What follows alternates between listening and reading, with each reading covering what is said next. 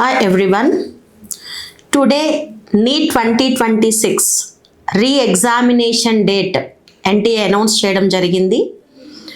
So exam June 21 Sunday రోజున conduct చేస్తున్నారు. దీంట్లో మెయిన్గా కండిషన్స్ ఏంటి అంటే రిజిస్ట్రేషన్ అనేది అవసరం ఉండదు.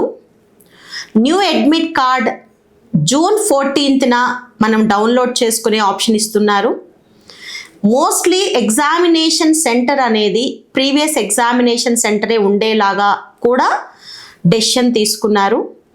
ఇన్ అడిషన్ టు దట్ ఇంకొక ఇంపార్టెంట్ పాయింట్ ఏంటి అంటే ఎగ్జామినేషన్ డ్యూరేషన్ టైం అనేది 3 hours బదులు 3 hours 15 minutes ఇవ్వడం జరిగింది.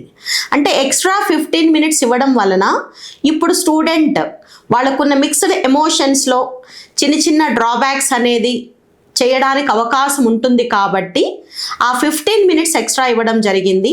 అంటే ప్రీవియస్గా మనకి 180 బిట్స్కి 180 minutesగా తీసుకుంటే ఇప్పుడు 180 బిట్స్కి 195 minutesగా ఎగ్జామ్ టైం అనేది పెంచడం జరిగింది. ఇది గుడ్ న్యూస్ ఒక రకంగా. So my dear students, so examination date final అయ్యింది, టైం ఫైనల్ అయ్యింది, టైం కూడా ఎక్స్ట్రా యాడ్ చేశారు.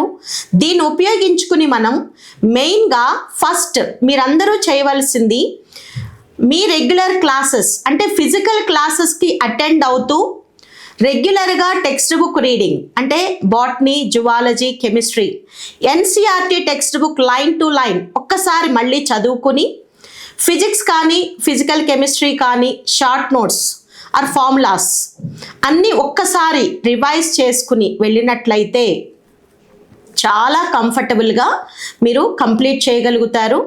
డైరెక్ట్ మాక్ టెస్ట్లని, గ్రాండ్ టెస్ట్లని లేదా ప్రీవియస్ ఎగ్జామ్స్లో మీరు చేసిన ఎర్రర్స్ అని అలా వెళ్ళకండి. ఎందుకంటే ఒక షార్ట్ పీరియడ్ గ్యాప్ వచ్చింది. వన్స్ మీరు ఒక్కసారి తరో అవ్వాల్సిన అవసరం కూడా ఉంది టెక్స్ట్ బుక్ కాన్సెప్ట్స్ని. సో అట్లీస్ట్ ఒక 10 to 12 days సబ్జెక్ట్ని బేస్ చేసుకుని so botany, zoology 11th and 12th text బుక్స్ని, అలాగే కెమిస్ట్రీ, దానితో పాటుగా షార్ట్ నోట్స్, ఇంపార్టెంట్ ఫార్ములాస్ అన్నీ కూడా రివైజ్ చేసుకుని మాక్ టెస్ట్లు కనుక ఫిజికల్గా రాయగలిగితే మీకు అడ్వాంటేజ్ అవుతుంది. సో ఈ చిన్న పాయింట్ని షేర్ చేసుకుని అలర్ట్ చేయాలి అనే ఉద్దేశంతోనే నేను ఈ వీడియో చేస్తున్నాను. So my dear students, wish you all the very best. Thank you.